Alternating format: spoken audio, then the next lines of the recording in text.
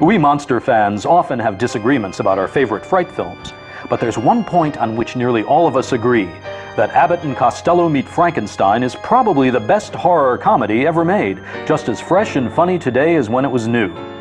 The timeless comic genius of Bud Abbott and Lou Costello has a lot to do with it, but so does the irresistible presence of our favorite Universal monsters in their final appearance together.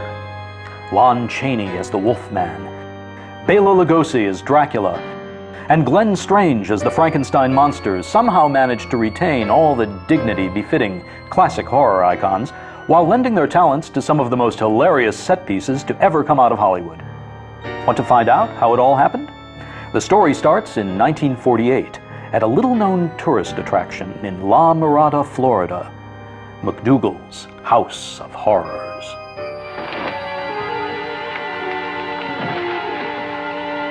Count Dracula sleeps in this coffin, but rises every night at sunset. Chick is right. This is awful silly stuff. Although Abbott and Costello perfected the horror comedy in a popular series of films in the 1940s and 50s, humor had always been an important part of Universal's classic horror formula.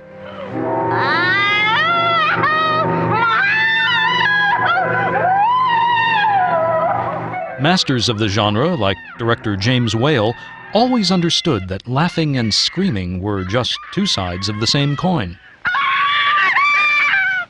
Here we go gathering nuts in May, nuts in May, nuts in May. Here we go gathering nuts in May on a cold and frosty morning. Whoops! While Abbott and Costello Meet Frankenstein became one of the comedy team's best known and most loved films, neither Bud or Lou ever anticipated careers having anything to do with monsters. Bud Abbott's family was in show business. They were with the circus and later with burlesque. And at the time, burlesque was very clean. And that's the form of entertainment where you have stripteasers and comedians, basically, the two things that really appeal to a male audience. He got into burlesque, and he was in burlesque over 20 years before he met and teamed up with Lou Costello. Now, Lou was bitten by the show business bug, I think, from seeing Charlie Chaplin. Well, my dad actually came out to Hollywood the first time back in the 20s, and he had his heart set on becoming a dramatic actor. Charlie Chaplin was his favorite, that was his idol, but I think he also saw in Chaplin the element of acting, not just the comedy. So when he came out here in 1925, I think it was a hard road for him. He slept in parked cars. You know, it was real hard to get the work. Lou found jobs as a studio construction worker and stuntman, but only occasionally as an actor. It was Dolores Costello, however, that told him to go back on the road, perfect his craft, and let Hollywood ask for him and then come back out. So he hitchhiked en route back to New Jersey and got as far as St. Joe, Missouri. Stranded in the Midwest, he took a job as a baggy pants comedian, work that kept him employed for several seasons. Then, on the burlesque circuit in 1936, Lou Costello met Bud Abbott. I believe Bud had taken over for my dad's straight man who was sick one night, and I guess chemistry was there and history was made. They are a classic combination that goes back to Greek comedy of contrasting styles, the short, the tall, the thin, the fat, the smart, and the dumb. It's a combination that everybody can identify with and everybody kind of sees themselves in at some point and can laugh at. Plenty of people were laughing, and Bud and Lou soon took their famous burlesque routines to the airwaves. When Abbott and Costello moved into radio on the Kate Smith Show, they started running short of these classic burlesque scenes that they knew so well, and they hired a fellow named John Grant, who was probably the best writer-producer in burlesque. One of their most celebrated routines involved a hilarious misunderstanding over the oddly named players of an imaginary baseball team. Second base. I'm not asking you who's on second. Who's on first? That's what I'm trying to find out. Well, don't change the players. I'm not changing nobody. Take it easy. What's the guy's name on first base? What's the guy's name on second base? I'm not asking you who's on second. Who's on first? I don't know. He's on third. We're not talking about him. It was through the radio show and the airing of Who's on First that Hollywood did call for them, and that was Universal. Can't blow a note unless the bass and guitar is playing with him. He makes the company jump when he plays reveille. Among their first pictures at Universal was Buck Privates, one of the most successful wartime comedies ever. 1, 2, 3, 4. Bingo. Quiet. Well, I had it. Never mind that. Let's show around. Let's show around. Why don't you make up your mind? They became quickly the hottest box office in the country that year in 1941, and they made 6 films in 12 months. And in 1942, they were voted the #1 movie stars in the world, and from then on, they were always at the top, in the top 10 list of movie stars, box office stars, and in terms of highest salaried performers in show business as well. They were making probably about $1 million a year, and this is in the war years. The team of Abbott and Costello was Universal's hottest commodity in the early 1940s. But the studio had another lucrative wartime franchise, Monsters. In 1942, while Bud and Lou were shooting on a nearby soundstage, Universal was conducting a strange experiment, pairing 2 of its most popular monsters in one movie. Abbott and Costello took notice, but it wasn't a movie they had in mind. And Abbott and Costello had considered doing a Broadway show with the monsters, with Frankenstein and the Wolfman and Dracula. And this was about 1943 or so. Abbott and Costello were stage-trained comics. They had come out of burlesque, they'd done Broadway, and they really missed performing before a live audience. Unfortunately, they couldn't really spare the time to devote to a Broadway show, and I think that logistically it would be very difficult with the makeup demands and things like that. So that idea was kicking around the lot for a while, and then finally in 1948, the perennial question came up, what do we do next with Abbott and Costello? And their producer, Robert Arthur, said that, why don't we team them up with the monsters?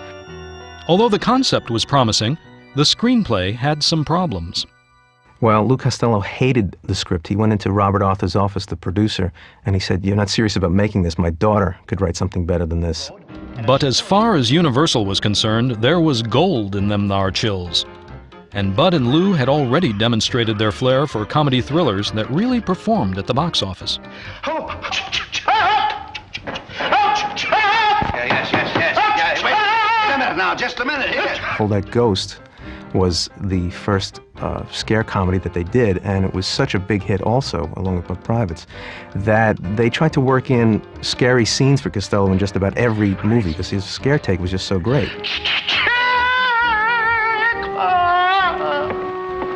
The original title of the film was The Brain of Frankenstein, and when the marketing department at Universal started hearing this title, they thought that it sounded like a straight horror picture. There was nothing to indicate it was a comedy.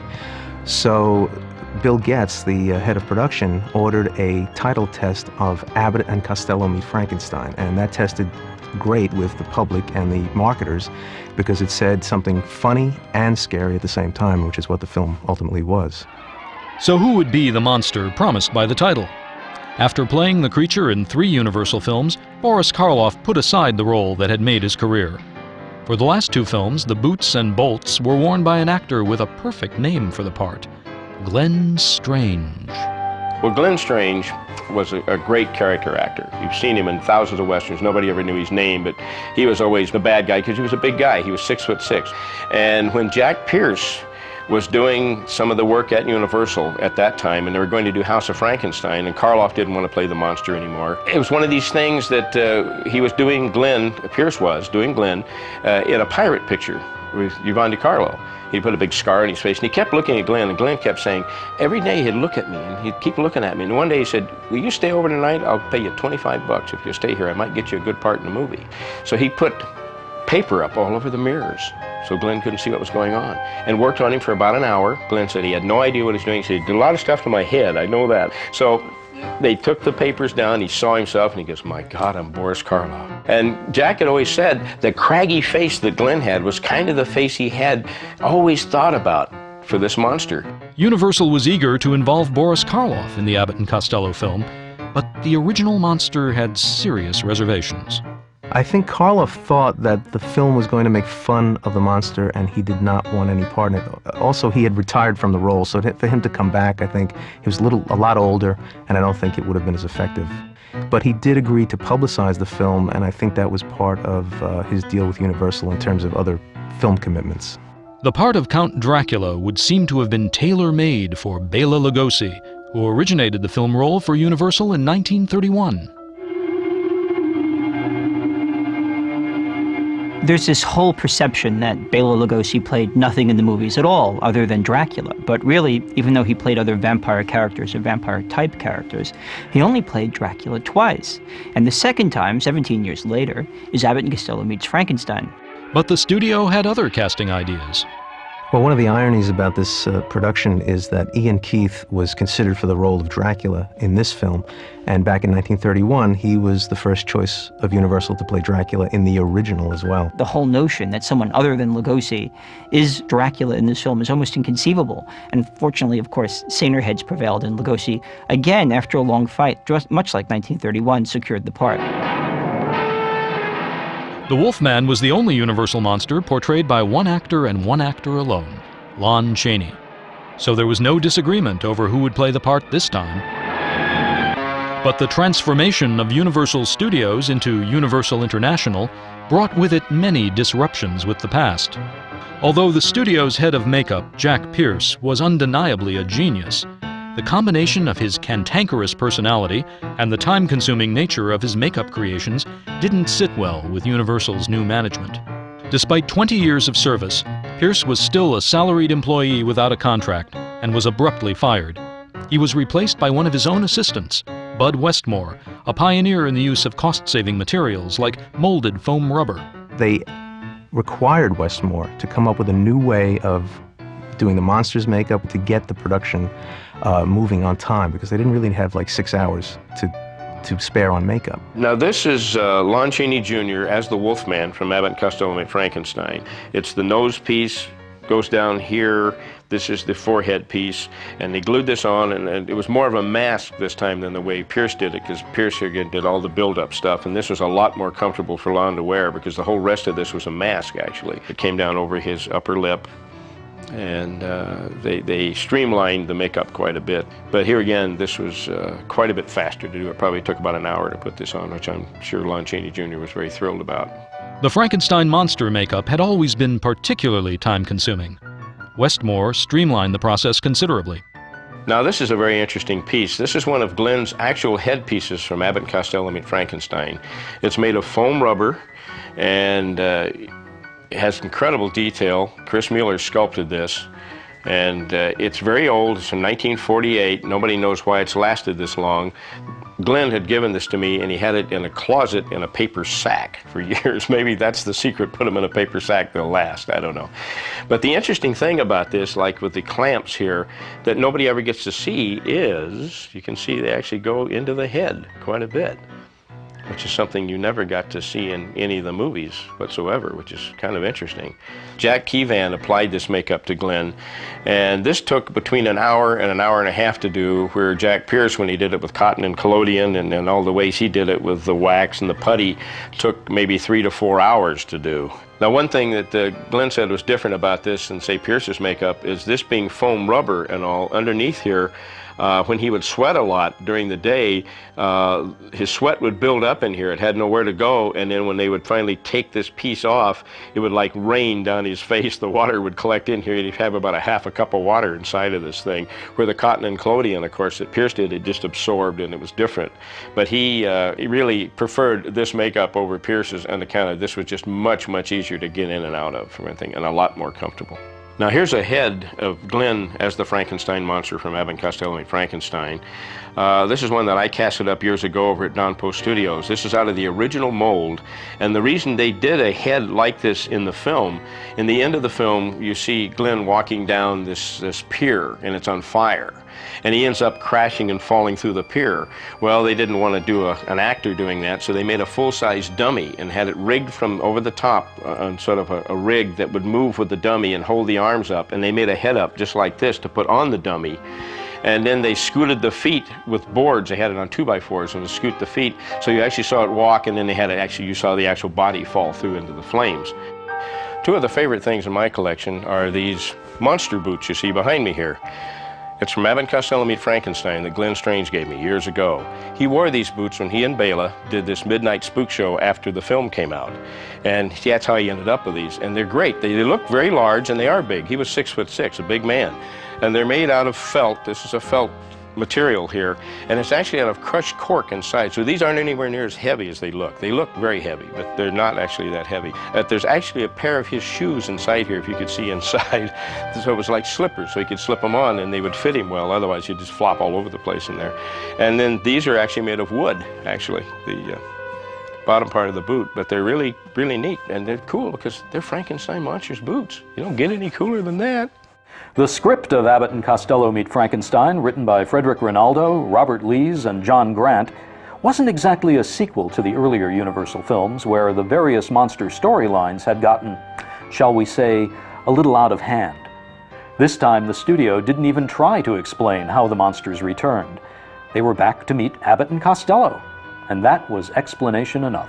Abbott and Costello are two baggage handlers in La Mirada, Florida, who get these two huge crates addressed to McDougal's House of Horrors.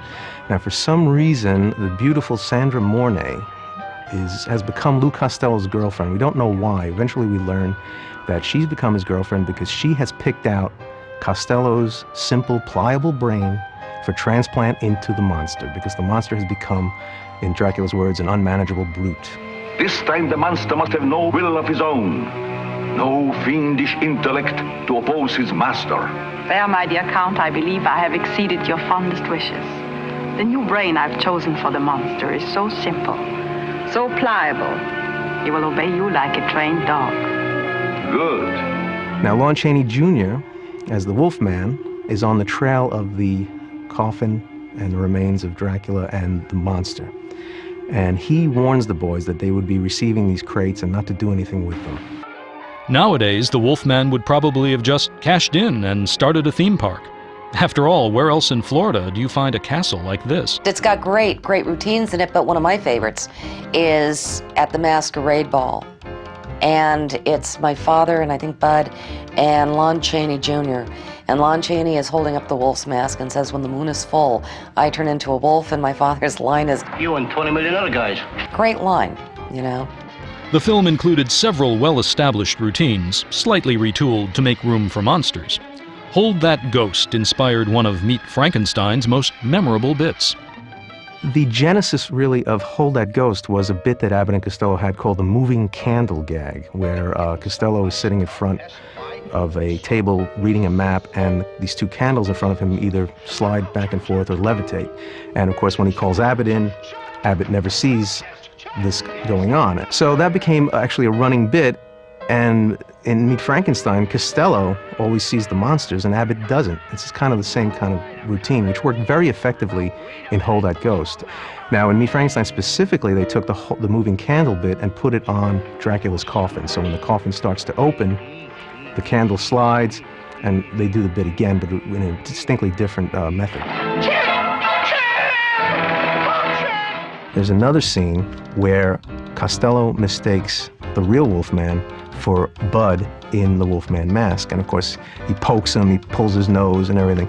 And this was a standard Abbott and Costello bit that they had also done in the naughty 90s, where Abbott said, "I'll put on a bear suit, I'll pretend to be a bear and you'll wrestle me and impress people or scare people away." And of course, a real bear gets in, and Costello, unbeknownst to him, wrestles with a real bear.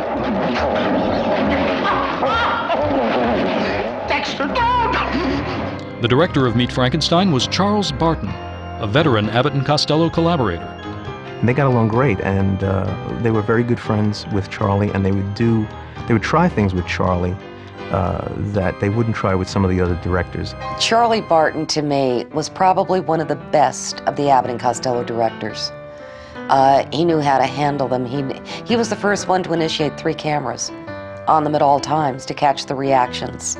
He understood, I think, my dad in terms of where he might get a little difficult. Well, as comedians who were, like I said, stage-bred comedians, they found it a little difficult to do the stop-and-start momentum of a film. So they like to keep things light during the filming, and they would have these little practical jokes going on, they would have pie fights, they'd have little gags going on, on the set just to keep the momentum going, to keep the mood light.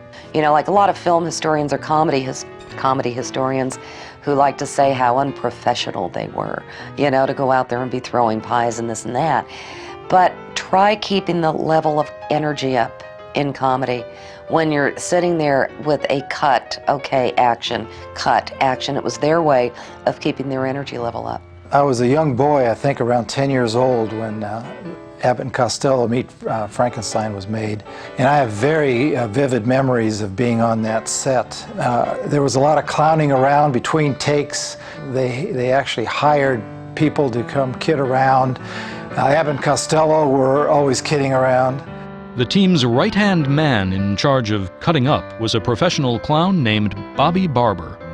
And he was a bit player, and he's been in a lot of films actually in Hollywood, but his role on the Abbott and Costello films was really as a court jester. He kept things light on the set. He would come in and break up a take just to get a laugh. He would, you know, throw pies, squirt salsa. He'd do, you know, ridiculous stunts just to get a laugh and keep Lou and Bud amused.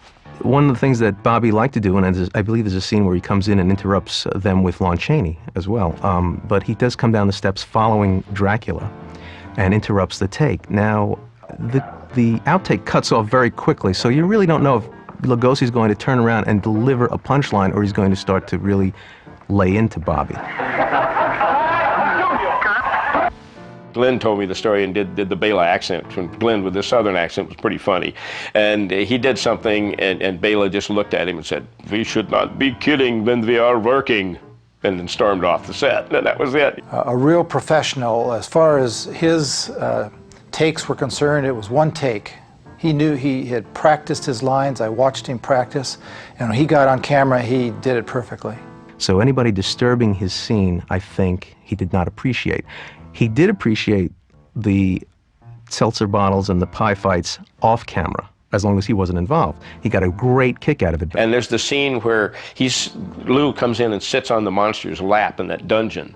And they took him forever to get through that scene because Costello would just start doing things while he's sitting on his lap, like hitting Glenn's hand, his own hand, and Glenn would start to laugh.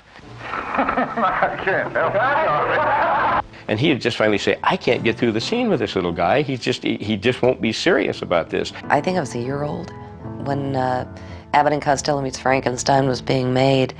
Story has it that my mother brought me onto the set, and Glenn Strange, who played Frankenstein, loved kids.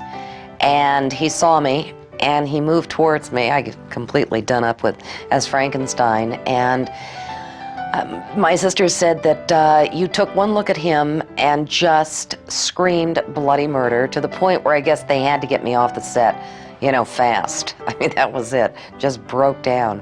Our affection for most comedians comes when we're little kids, when we see these guys, at least our generation, looking back with some sense of history. Lou is a little kid, and we really identify with his fear of monsters.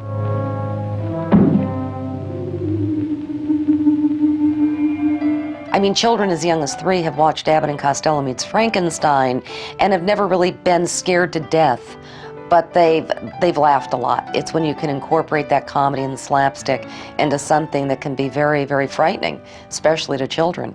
And all their films, I think, although geared for adults, boy, did they really bring in the kids. Children have always gravitated towards the classic monsters for a variety of reasons. You know, I think young people, for instance, like the Frankenstein monster because, like themselves, they're not sure of their place in the world, and they're not sure of their own origins and their own powers. Oh. Don't be afraid. He won't hurt you.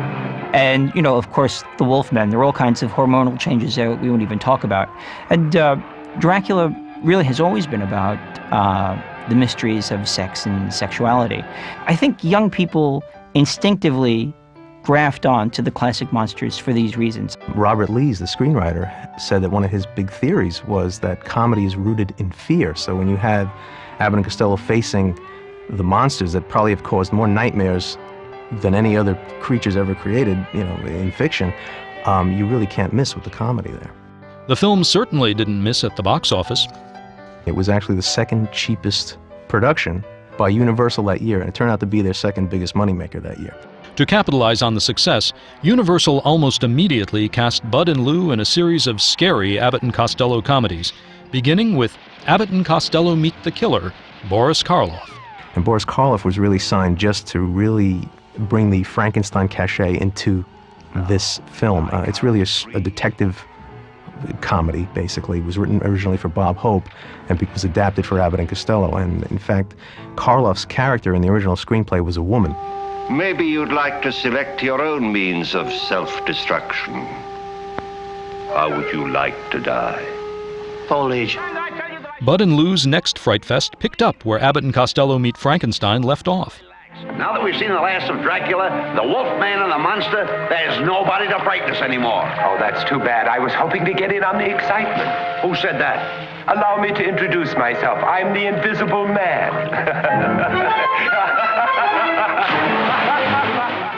The new film was originally intended as another straight installment in Universal's popular Invisible Man series, but was rewritten to accommodate America's favorite pair of comedians.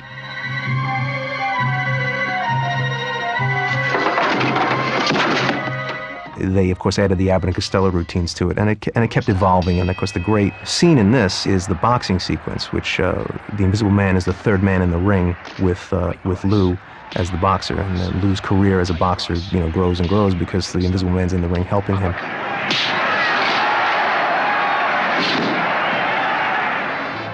Next in line was another film with Boris Karloff, who had played many mad scientists before, but never Dr. Jekyll, not to mention Mr. Hyde.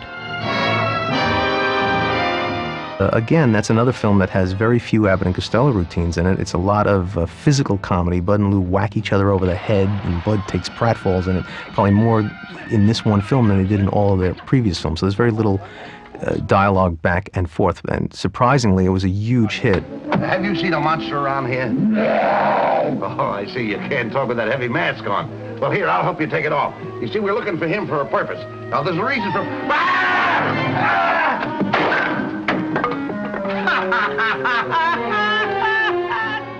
As early as House of Frankenstein, Universal wanted to team up The Mummy with its other classic monsters, but somehow it never worked out. So when it came time for Bud and Lou's final horror comedy, The Mummy had to face them alone. Abbott and Costello Meet the Mummy was their last picture at Universal, actually, and it is really one of their funniest because this one uses a lot of the stock routines, but John Grant did these wonderful, clever switches on the routines and really made them fresh again.